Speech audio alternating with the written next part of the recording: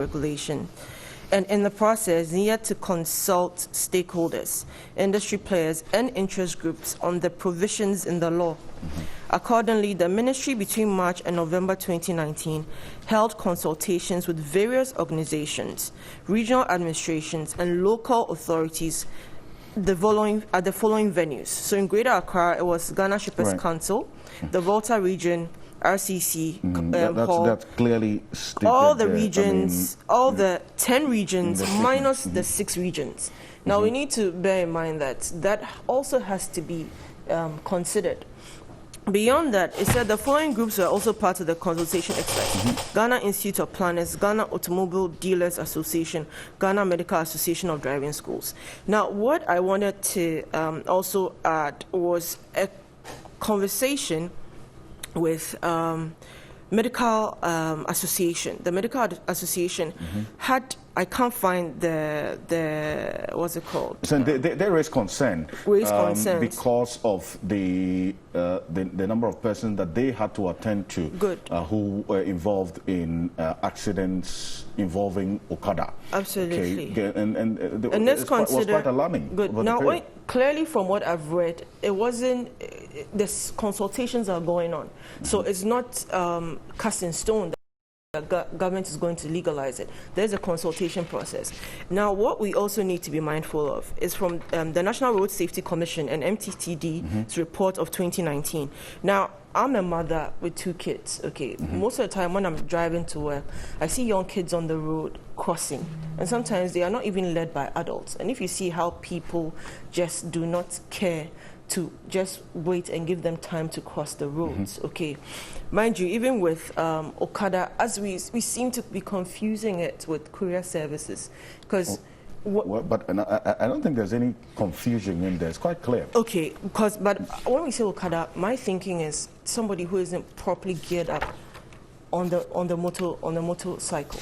That's the general understanding. Let me say this, that until. But hold on, let me go back to the report. Okay. Yeah. I think the point that you're making about the Okada bit is something that I just needed to. Okay. Until 2012, maybe till now, you would see a certain enforcement of they wearing the helmet or the headgears to protect. You wouldn't have them fully suited. Yes, that's true. The NDC's promise, I've got to legitimate clue about the details of the implementation. You are saying that the consultation was going to inform us how you would go about this, right? Now there is a divide in terms of whether it is good for us to do it or not. There's a teeming youthful population of Okada users. Okay, it's a convenient mode of transportation for them.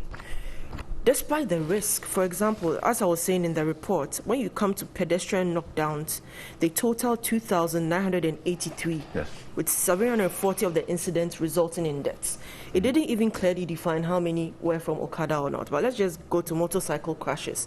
There were 4,643 motorcycle crashes, 723 deaths. 723 people died in 2019 from motorcycle accidents, and 3,474 injuries. Now, the kind of injuries that people get... between January and August this year alone, over 600 people have died as a result of Okada. So the question of safety, I've got to say this, that this is the major conversation after this one. The question of safety is a big one, because yes, you need to balance it between the creation of jobs and also ensuring the safety. But you made the promise.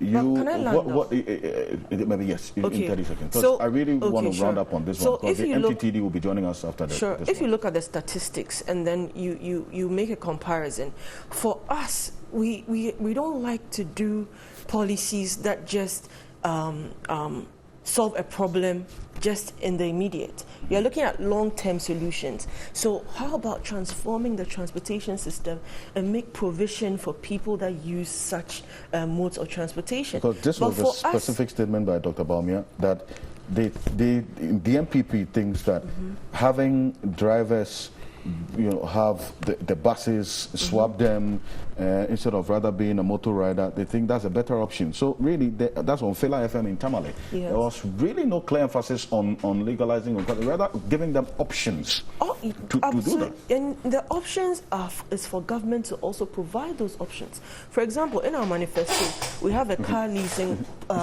policy, right? Which will mean that if you want access to a new car, we take you out of the discomfort of an old one, which has a tendency to probably lead to an accident given the usage of it, the long-term usage of it. But these are what we talk about, because for him, he's looking at safety again. Look at these numbers. The Okada business is a risky one. You just agreed with me that the numbers are horrifying. So by the data alone, you've admitted that there's concern, okay? So it's not just, the risk is there. Even with driving on a daily, there's risk with motor accident or car accident more than there is in plane accidents. There's a 1 in 11 million chance of a plane crashing. You get it? But it doesn't necessarily mean that we'll stop using them. But if we are to just sit back and say that the government is panicking over Okada, no. Clearly, Okada seems to be a major policy of the NDC, but we're looking at safety of people. How do you make sure you engage the players and arrive at a tangible, reasonable solution to implement something that will be to the benefit of all? Right.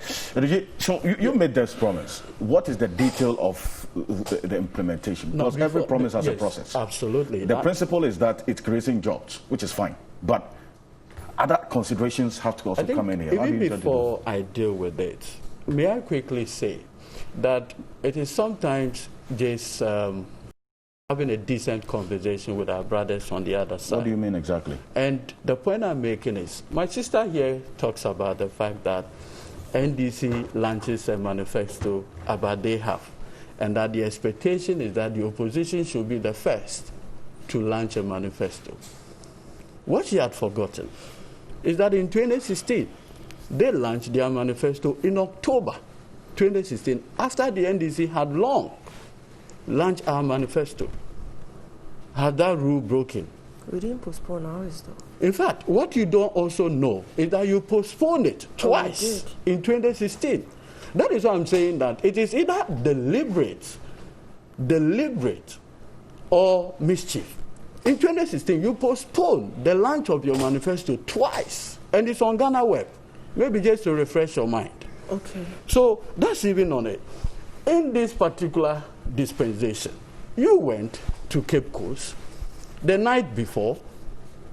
You gave taxi drivers free fuel to herald the launch of your manifesto, the South African-made manifesto.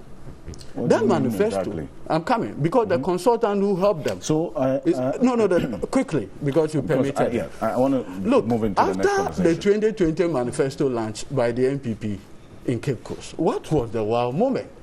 That manifesto was forgotten immediately after the Cape Coast launch. Really? And the attack now moved towards John Mahama. That was when the conversation moved to the Ejapa deal. Nobody. There was nothing unique about your 2020 manifesto. And in fact, even today, there's a lot of talk about promises to build an airport in the central region. That conversation was sustained a bit after the manifesto launch. Do you know why? Do you know why there was even an issue about the Cape Coast thing? Because the night before, President Akufo-Addo was on ATL FM, and he was specifically asked that there's a growing demand by the people of the central region for an airport in Cape Coast. The president said, look, he has not seen any justification for it. The next day, it comes up, edited manifesto with it in it. The point I'm making, no, because you see, if the president, moving on, see, there are other issues. For instance, let me just move. The rent scheme and other things which it's important that the conversation after the launch. It's important that we put this in proper perspective. What is key for us in this whole Okada conversation is that the Okada value chain, let me call it, you have the manufacturing, or someone who does the manufacturing and assembling of the motorbikes.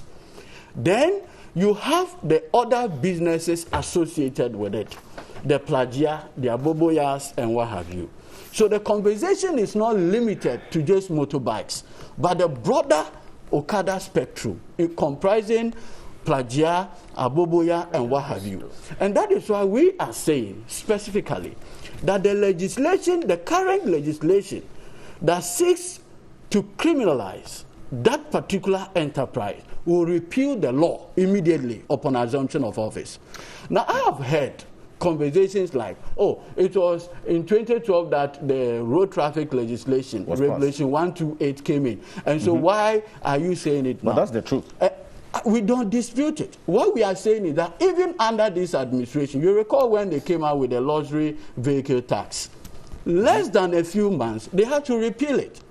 And it is within their right so to do. Well, so there's nothing wrong. Been in operation since the point I'm making is that there's is nothing wrong having a legislation and subsequent. I paid the luxury vehicle tax. So would you have an issue if the NPP repeals the law as it stands now? Because according to them, this consultation in this statement, as issued by the Transport Ministry, started as far back as 2017 when the Okada riders petitioned Parliament. I recall that clearly. You know. After that, then there was some consultation to have a second look at this LI. My brother, what happened was that I have listened to the president of the Okada Riders Association. He spoke on several radio stations. And he indicated that in 2015, prior to the 2016 election, they had a meeting, a secret meeting with the NPP, where the NPP promised then in opposition that with the benefit of power, they will repeal the law and legalize their business. Now, when the NPP came to power, 2017, they petitioned the government. They petitioned Parliament. Parliament and this administration through, road matters are done through the Road Safety Commission. Now, when they did all this, from 2017, 2018, 2019, 2020, almost when you are hesitant, then you say, look, you want to fast track a conversation or stakeholder meeting. We are saying that this whole thing maybe just to let you know that this is not new. I'm saying that it's an afterthought. Because President Akufo-Addo had the benefit of going on Oman FM the Friday before the NDC manifesto launch. He was specifically asked about candidate John Dramani Mohammed's promise to legalize the Okada business. In fact, his response is very, very necessary at this point. And these were his words, that John Dramani Mohammed's decision to legalize the Okada business is a populist move, unquote. Having described the decision to legalize the Okada business as a populist move, it lies foul in your mouth to now turn around, do a U-turn, and now say that, oh, there had been conversation, there have been stakeholder meeting already on the subject matter. Well, as I said earlier, principles are principle. What you have described as populist, let it stand. That is why in politics, when you take a decision, you should be willing to stand by it. You cannot Friday say something is populist and today Saturday try to justify. Now, I want to run up on this conversation. I said earlier, hold on a bit for me. I said earlier that the implementers of this legalization to regulate it, if so done, will be joining us. I think it's important. The MTTD is our next guest, so I really don't want to spend too much time on this. Forgive me on that one. Let me move on to the next issue. Education. I touched on a number of things that the NPP and the NDC have captured in the manifesto with respect to the education sector. Free Wi-Fi. I think, it's a promise that you're repeating, right? Because in 2016, there was a free Wi-Fi captured in your manifesto. You're repeating that and saying that now you're going to make it more expansive. The NDC has that in their manifesto as well. Now, the other bit, which has generated conversation as well from the NDC manifesto, is a decision to expand the free SHS to cover senior high schools. Ejiji, how do you intend to do this? Deprived, and I think that the qualification there is deprived private senior high schools. Now, how are you going to identify deprived private senior high schools so that you rope them in? Have you already done that? Is there an exercise ongoing already? As part of the consultation, if you recall, our candidate, John Dramani Mahama, had a meeting with the Association of Private Schools in his office here in Cantonment. And in that meeting, they gave us the statistics. The schools in Accra, and in Accra, there's what we call the rural Ga communities. There are private schools in all of those areas. So that even in Greater Accra, they are what you call the rural Ga communities too. If you recall, at the very early stage of the implementation of free SHS, Minister Ken Ofori-Atta had a conversation on city, and in this conversation, he made a point that he, as Minister of Finance, he had kids who are in secondary schools, among others. He believes, honestly, that he should be given the opportunity to pay appropriately for the education of his children. And I think it's a very decent intervention. And so what we are simply saying is that in some rural communities and what you call private schools, if we incorporate over 400, close to 400, private schools alone, and each one of them is going to take even 500 students. If you do the calculation, we are looking at a huge number that can be taken into the private SHS. So it is something we have had conversation already with the association, and we have already given them the blueprint how we intend to do it. I have listened to the majority. That's the question that I'm asking. Yes. How do you intend? Because you see, your manifestos deprive us of the process. You only give us the promise. You see, and you explain the principle behind it. I am very happy that today we are asking how. Because I recall vividly, candidate Akufo-Addo, when he appeared in the BBC Hard Talk, he was asked a very simple question. How do you intend to fund free SHS? Until he won, we never knew. And that's why we are learning from our mistakes. For us here in the media. Until he won, we never knew how the implementation. And we saw how poorly he went about the implementation. So are you saying I agree. If you say that we have learned from the mistake, that is why I'm saying that. Immediately upon assumption of office, we've already had conversation with the private schools that will allocate a certain level of or number of intake, because at the placement level, that is where everything is done. So at the placement level, the school placement level, we cannot decide that this number of persons who go to the private school, this is not rocket science. And they have the existing infrastructure already. But how are you going to fund this expansion? Perfect. I have listened to the majority leader, for instance, say that, first of all, our promise to include the private schools is unconstitutional. I do not see the basis of that claim. Well, but on the how, the funding, is a very simple thing. Tell me. From 2017 to date, the overall cost of free SHS is 5.6 billion Ghana cedis. Okay? 5.6 billion Ghana cedis. Minister Ken, when he presented the mid-year budget, says that government has so far released 3.8 billion Ghana cedis. Okay? 3.8. Now, Mr. Council, just look at it. Oil alone had given this administration not less than 12 billion Ghana cedis. 12 billion Ghana cedis from oil alone. No, are you saying that you're also going to continue using the oil revenue to fund the expansion of the free SHS to cover deprived private senior high schools? What I am saying is that nothing precludes us from doing that. You see, the concern about that... Just wait. Let me explain. You are asking me a simple question. Let me explain so that...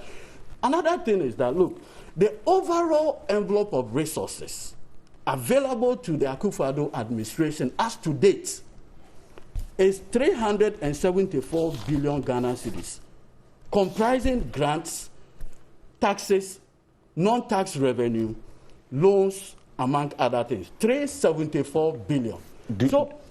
Let's even take the 3.8 or even the 5.6 billion, which is the overall cost so far, from the 374 billion Ghana cedis, we still have enough to even incorporate private schools.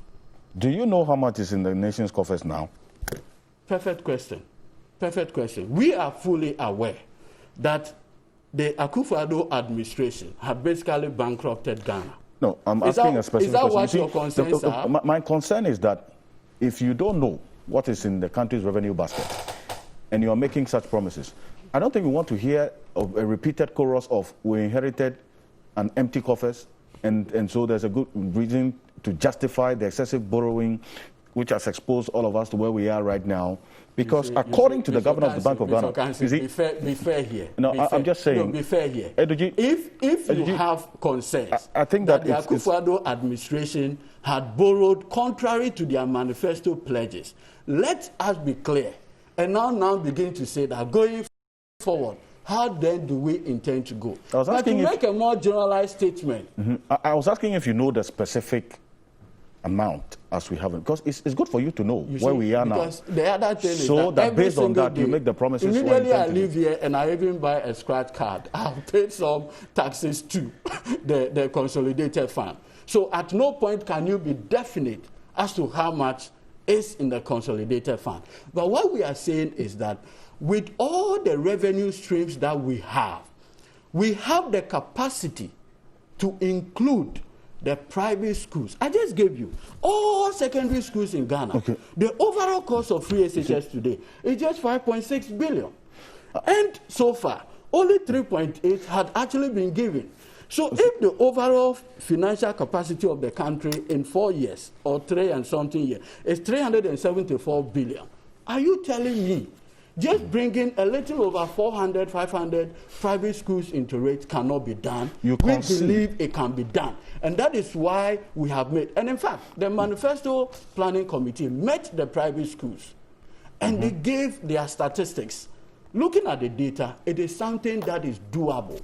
And we are going to do it without excuse. I think that you also concede that there's clear concern about the stock of public debt as we speak now and the impact on... No. You see, my brother, let us not confuse. So far, we have not spent one borrowed fund on free SHS. No, I'm just coming to that point. We've not. You see, that's another concern because then I'll go to Kosia here. Because the annual budget funding amount, which a chunk of it is being used to finance the free SHS. I'm sure that's what the DG is talking about. Clearly, your government has identified 4 priority areas. So as the last time I checked in the ABFA funding process, a chunk of the ABFA has now been pushed into financing free SHS. It's not wrong. Let me put it that way. It's not wrong because it's dependent on government to identify and define what the priority area is. But the concern is that if you have identified 3 other priority areas, the concentration of the financing of free SHS using the annual budget funding amount, that's the money from the oil revenue allocated to the budget for government to spend to finance free SHS, it deprives the other sectors as well. Health and other related areas that this administration had identified. That's where the concern is. Yes. So quickly, you know why you mentioned our manifesto being postponed in 2012? It was because you had realized that they had... No, in any case, in 2012, even with our manifesto headline, People Matter, they took it. Now, you move from there, you talk about the president making a populist statement in relation to Okada, and the point is, he puts the health and safety of people first before becoming politically convenient in making statements just for votes. Now, let's come to your concern on them backtracking on free SHS being a good policy, despite running over 40 plus ads in the media in 2016 on how it wouldn't work. When we implemented it, they said that it was ill-conceived and it was poorly thought of and wouldn't work. Subsequently, they added that free SHS would collapse the economy. Now, they are now telling us in 2020 that it is possible to do free SHS extended. Let's not forget that in 2019, June, the minority accused the government of using oil revenue to fund senior high school. They said it in Parliament. Instead of investing the money in infrastructure. Today, as we sit here, he admits that it's a good thing to use oil revenues to fund a free SHS. And I love how passionate he is about it now for something that they were clearly against. But I think that if you, not to interrupt you, but if on that point, the ABFA spending specification is on capital expenditure. Right? Yes. And so I recall that the Deputy Finance Minister went to Parliament to ask Parliament to reclassify education as human capital expenditure. Parliament shut it down clearly because that did not fit into the definition of the usage of the ABFA. So it wasn't wrong, entirely for the minority to raise that concern because of the specification of the process of spending of the ABFA. But it's the principle that should matter, though. So if you say that they're using it to, as it were, build schools and those things. They were consistent in saying that that money should not go into free education. But in 2020, less than 2, years after making that claim, with a few weeks to the election, the desperation, it's quite shocking. And I was hoping you let him be clear on what a private school is, because as we sit here, there are private school operators who are worried that, my God, what is going to happen if they take over this process? Why, for most of them, their commitment to quality education is right high up the ladder. We know this in private schools. But why would you make this and say you consulted stakeholders in private schools? And we still haven't, and it, hold on, no. Hold on a bit, because... No, I didn't say that. I said, I didn't say that. That was your argument for years that, that was your argument that we had reduced the quality of education and free SHS was collapsing the economy. Now, it's wonderful that now we are sitting here, the economy hasn't collapsed. The economy is thriving despite COVID. And you are admitting in your manifesto that the promise that was our core key promise in the 2016 campaign has been fulfilled. Now you're asking, literally begging Ghanaians that, try us again. We erred, we lied, we made mistakes, but give us another chance. Guess what? We just might hopefully get it right. And we know that won't happen because consistently we have tried to get this country right on track. And what characterizes his administration when they're in power is a quick dash, like Usain Bolt, to the finish line, to the IMF. We are moving towards a point where, yes, despite the challenges we have, this government has been consistent in finding resources to meet challenges. Our manifesto, as you rightfully put it, leadership of